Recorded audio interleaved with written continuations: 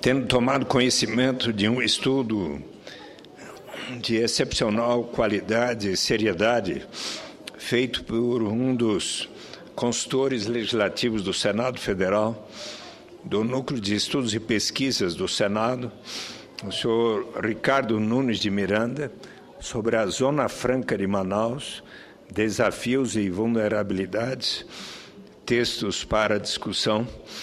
Eu fui chamado a atenção desse estudo por meu assessor, Carlos Frauzino, e também por artigo do jornalista excelente do Valor Econômico, Ribamar Oliveira, denominado Hora de Repensar a Zona Franca de Manaus, publicado hoje no Valor Econômico.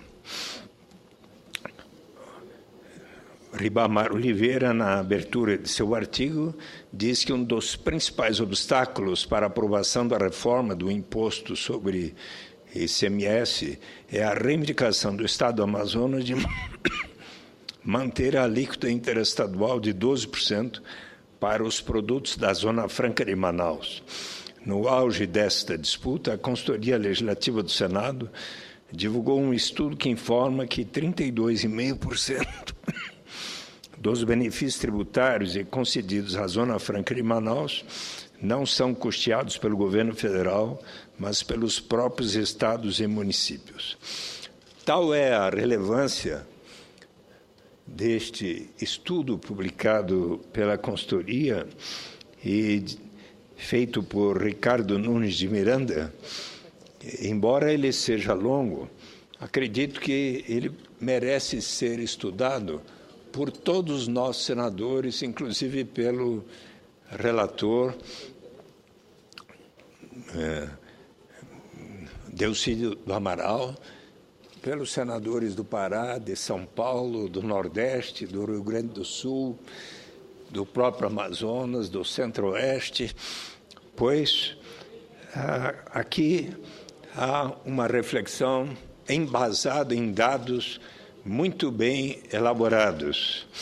E, portanto, eu pretendo ler hoje aquilo que conseguir desse texto e prosseguir na segunda-feira, uma vez que este estudo tem cerca de 40 páginas. Diz então Ricardo Nunes de Miranda: a Zona Franca de Manaus foi inicialmente idealizada como Porto Livre em 1957. 10 anos mais tarde, o Decreto-Lei 288 de 1967 reformulou o modelo e instituindo incentivos fiscais para a implantação de um polo industrial, comercial e agropecuário na Amazônia. Os empreendimentos instalados na Zona Franca de Manaus contam com diversos incentivos que têm por objetivo reduzir as desvantagens localizacionais e estimular o desenvolvimento regional. Há incentivos tributários, com redução ou isenção de tributos federais, estaduais e municipais, além da venda de terrenos a preços simbólicos no Parque Industrial de Manaus, com completa infraestrutura de serviços sanitários, energia e comunicações. Os incentivos fiscais foram inicialmente previstos para terminar em 1997. Desde então, vêm sendo renovados por meio de legislação específica. A extensão mais recente foi estabelecida pela Emenda Constitucional número 42 de 2003, que prorrogou os benefícios de 2013 para até 2023. Atualmente, mais de 600 empresas estão instaladas no Polo Industrial de Manaus, que faturaram cerca de 70 bilhões de reais em 2011, geraram mais de 100 mil empregos diretos e outros 400 mil empregos indiretos e colocaram o Amazonas na terceira posição do ranking de estados brasileiros que mais arrecadam com o setor industrial. O objetivo deste trabalho é discutir a viabilidade da Zona Franca de Manaus. Dividimos o trabalho em 3 sessões, além desta introdução e das considerações finais. Na seção 1, avaliamos a Zona Franca de Manaus nas seguintes dimensões: custos fiscais, geração de emprego e massa salarial, impacto sobre o desenvolvimento e sustentabilidade dos gastos. pudemos observar que a renúncia fiscal da Zona Franca de Manaus é muito elevada. Adicionalmente, verificou-se que a qualidade dos empregos gerados é inferior ao que seria de se esperar, que o impacto sobre o desenvolvimento regional é modesto e que a manutenção do modelo atual irá requerer gastos permanentes na forma de isenções fiscais do poder público. Na seção 2, comparamos a Zona Franca de Manaus com as zonas econômicas especiais, estabelecidas na China a partir da década de 80. Percebe-se que as zonas econômicas especiais, ainda que tivessem algum objetivo de desenvolvimento regional, tinham como prioridade aumentar a produtividade e incorporar novas tecnologias, aumentando a competitividade do país. Já a seção 3 avalia a vulnerabilidade da Zona Franca de Manaus. Mais especificamente, mostramos que a baixa incorporação de tecnologia faz com que a Zona Franca de Manaus só se mantenha invisível enquanto houver incentivos fiscais. Isso torna a região vulnerável às decisões de controle de gastos públicos tomadas em Brasília. Sugerimos uma alteração do atual modelo na direção do que foi aplicado para a indústria automobilística no Nordeste a partir da década de 90. Neste último caso, vimos que estão sendo oferecidos os incentivos corretos no sentido de tornar a indústria menos dependente de benesses federais no longo prazo. Nas considerações finais, apresentamos as principais conclusões do trabalho. Por fim, cabe esclarecer que esta análise não abrange o tema dos benefícios da Zona Franca de Manaus para o restante do estado do Amazonas, além da capital e de sua área de influência direta. Isso decorre do fato de não terem sido identificadas evidências de que o modelo da Zona Franca de Manaus teria impacto positivo na manutenção de amplas áreas de floresta preservadas no estado do Amazonas e promovido o desenvolvimento socioeconômico da população residente do interior. Então, primeiro ponto, análise dos custos e do impacto da Zona Franca de Manaus. Esta sessão está dividida em 4 partes. Na primeira, apresentamos os custos da Zona Franca de Manaus, mensurados pelos benefícios fiscais concedidos. A segunda parte discute o impacto da Zona Franca de Manaus sobre a geração de emprego e sobre a massa salarial. Na parte 1.3, avaliamos o impacto da Zona Franca de Manaus sobre a distribuição da renda, tanto no nível pessoal quanto regional, local e entre os entes da federação. A quarta e última parte discute se os benefícios tributários concedidos para a Zona Franca de Manaus poderiam ser caracterizados como investimentos ou se eles teriam um comportamento mais semelhante ao de gastos correntes. Custos fiscais da Zona Franca de Manaus. O custo da Zona Franca de Manaus é analisado com base em informações dos gastos efetivos referentes aos exercícios de 2008 e 2009, das projeções, já com base na arrecadação efetiva para 2010 e das previsões orçamentárias para 2011. Execução do gasto tributário. As informações sobre a execução dos gastos tributários estão disponíveis no site da Secretaria da Receita Federal do Brasil, no seguinte endereço eletrônico aqui citado: www.receita.fazenda.gov.br/arrecadação e assim por diante. O quadro apresentado a seguir contém as estimativas efetivas para 2008 e 2009 e as projeções ainda a serem confirmadas com base na arrecadação tributária efetiva para 2010. Mostra também as previsões para 2011 enviadas ao Congresso Nacional pelo Poder Executivo.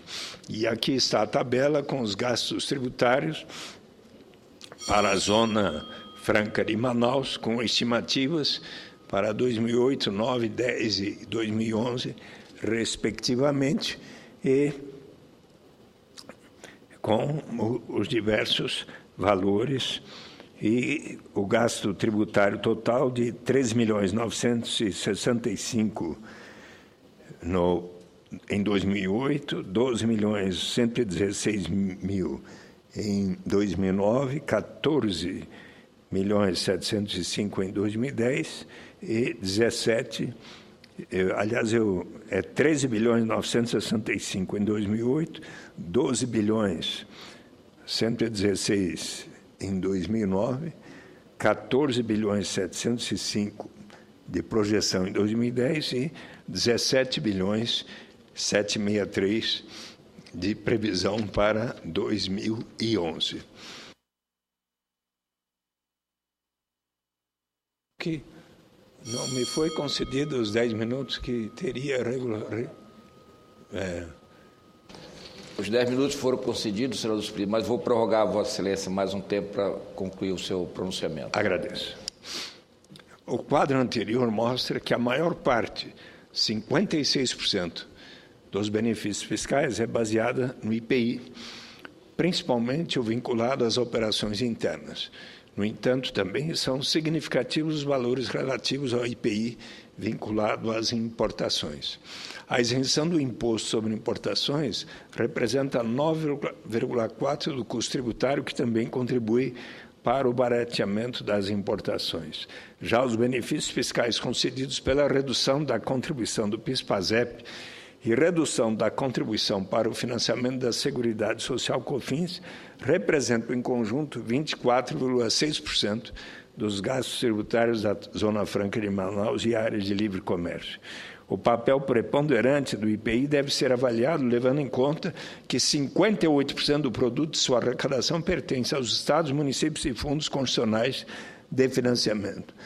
Ou seja, 32,5%, 58%, 56% dos benefícios tributários concedidos à Zona Franca não são custeados pelo governo federal, sendo de fato uma transferência dos governos estaduais, inclusive do Amazonas, e dos municípios, inclusive do estado do Amazonas, mediante a diminuição do recurso dos fundos de participação dos estados e dos municípios, dos 3 fundos constitucionais de financiamento e da parcela de 10% do produto da arrecadação do IPI, que são distribuídos aos governos estaduais, segundo o volume de exportações de cada estado. Além dos gastos tributários federais, cabe considerar os gastos com a redução do ICMS devido pelas empresas sediadas na Zona Franca de Manaus e a isenção por 10 anos, concedida pelo município em relação ao valor devido do IPTU e das taxas de licença para funcionamento e de serviço de limpeza e conservação pública. Segundo o documento da SUFRAMA, Indicadores de Desempenho do Polo Industrial de Manaus, atualizado em 30 de março de 2011 e publicado pelo COISE, o governo estadual devolveu às empresas ICMS no montante de 3,2 bilhões. Há um aspecto fundamental, mas pouco divulgado, sobre a isenção do ICMS interestadual no comércio com a Zona Franca. Na legislação federal que disciplina a cobrança do ICMS, há uma intensa proteção para a Zona Franca de Manaus, pois o artigo 15 da Lei Complementar 24 de 75 assim dispõe. O disposto nesta lei não se aplica às indústrias instaladas que vierem a instalar-se na Zona Franca de Manaus, sendo vedado às demais unidades da Federação determinar a exclusão de incentivo fiscal, prêmio ou estímulo concedido pelo Estado do Amazonas. A isenção do ICMS sobre os bens industrializados produzidos nos demais estados, exceto uma série de setores, e destinados para comercialização na Zona Franca. Como resultado, o saldo de comércio interestadual há 8 estados que têm superávit na cobrança do ICMS. O maior saldo exatamente do estado de Amazonas, com 6,4 bilhões, de um total de 17,5 bilhões de superávit. Sabe-se que uma parte do ICMS devido nas saídas de mercadorias em direção a outras unidades federativas é devolvido.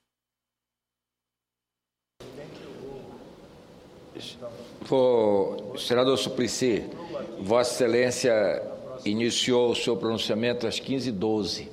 São 15h28. Vou prorrogar por mais um minuto para que Vossa Excelência possa concluir o pronunciamento que Vossa Excelência faz nesse momento.